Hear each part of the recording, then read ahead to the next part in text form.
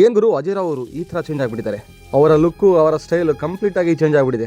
ಹೌದು, ನಾನು ಹೇಳಲು ಹೊರಟಿರುವ ಚಿತ್ರ ಬೇರೆ ಯಾವುದೂ ಅಲ್ಲ. ಆ ಚಿತ್ರದ ಹೆಸರೇ ರಾಧೇಯ. ನಿರ್ದೇಶಕರು ಹೇಳುವ ಪ್ರಕಾರ ರಾಧೇಯ ಚಿತ್ರವು ಒಂದು ಕ್ರೈಮ್ ಮತ್ತು ಸೀರಿಯಲ್ ಕಿಲ್ಲರ್ ನ ಸುತ್ತ ಒಂದು ಕಥೆಯಾಗಿದೆ. ಟ್ರೈಲರ್ ನಲ್ಲೇ ತುಂಬಾ ಸಂಚಲನ ಮೂಡಿಸಿದೆ. ಈ ಚಿತ್ರದ ಮುಖ್ಯ ಪಾತ್ರಧಾರಿಯಾದ ಅಜಯ್ ರಾವ್ ಅವರು ಸಮಾಜದಲ್ಲಿ ಸಂಚಲನ ಮೂಡಿಸಿರುವ ಒಬ್ಬ ಕ್ರಿಮಿನಲ್ ಪಾತ್ರವನ್ನು ನಿರ್ವಹಿಸಿದ್ದಾರೆ. ಈ ಪಾತ್ರವು ಬರೋಬ್ಬರಿ 36 ಕೊಲೆಗಳನ್ನು ಮಾಡಿರುವ ಮತ್ತು ಪೊಲೀಸರಿಂದ ತೀವ್ರವಾಗಿ ಬೇಕಾಗಿರುವ ಅಪರಾಧಿಯ ಕಥೆಯಾಗಿದೆ. ಚಿತ್ರದ ಕಥೆಯು ಬಹುಭಾಗ ಆತ ಜೈಲಿಗೆ ಹೋಗುವ ಮತ್ತು ಅಲ್ಲಿ ನಡೆಯುವ ಘಟನೆಗಳು ಆಧರಿಸಿದೆ.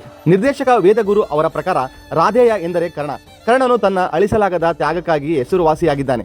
ಅದೇ ರೀತಿ ಈ ಚಿತ್ರದ ನಾಯಕನು ಕೂಡ ಒಂದು ನಿರ್ದಿಷ್ಟ ಗುರಿಗಾಗಿ ದೊಡ್ಡ ತ್ಯಾಗವನ್ನು ಮಾಡುತ್ತಾನೆ. ಅವನ ಈ ತ್ಯಾಗದ ಸ್ವಭಾವದಿಂದಲೇ ಈ ಚಿತ್ರಕ್ಕೆ ಈ ಹೆಸರು ಇಡಲಾಗಿದೆ ಎಂದು ಹೇಳಲಾಗಿದೆ.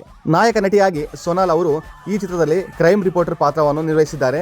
ಸರಣಿ ಕೊಲೆಗಳ ಸುತ್ತ ನಡೆಯುವ ತನಿಖೆ ಮತ್ತು ಘಟನೆಯನ್ನು ಮಾಧ್ಯಮವು ಹೇಗೆ ವರದಿ ಮಾಡುತ್ತದೆ ಎಂಬುದು ಈ ಪಾತ್ರದ ಮೂಲಕ ತೋರಿಸಲಾಗುತ್ತದೆ. ಕೊನೆಯದಾಗಿ ಹೇಳೋದಾದ್ರೆ ಇದು ಒಂದು ಅಜಯ್ ರಾವ್ ಅವರಿಗೆ ಬ್ರೇಕ್ ಕೊಡುವಂತ ಚಿತ್ರವಾಗಿದೆ.